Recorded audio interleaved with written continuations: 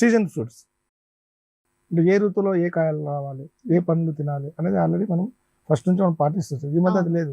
మనకి ఇష్టం వస్తే ఏ టైంలోనైనా అది కూడా ఫర్టిలైజర్స్ తయారైపోయి కలర్స్ కూడా వేస్తున్నారు ఫ్రూట్స్. గ్రీన్ ఉన్న వాళ్ళకి రెడ్ చేస్తున్నారు, సల్ఫర్ కొడితే ఏముంది కలర్ మారిపోతుంది, ఎల్లో వచ్చేస్తుంది.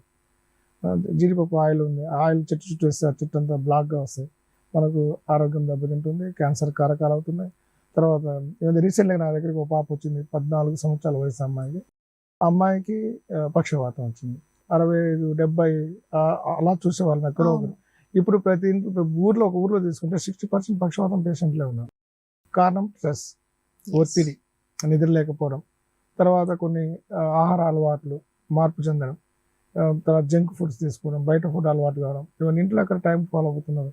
కాబట్టి మనం కరెక్ట్గా మన శిష్టాన్ని మనం ఫాలో చేసుకుంటే ఇలాంటి ఆరోగ్య సమస్యల నుంచి మనం సేవ్ కావచ్చు.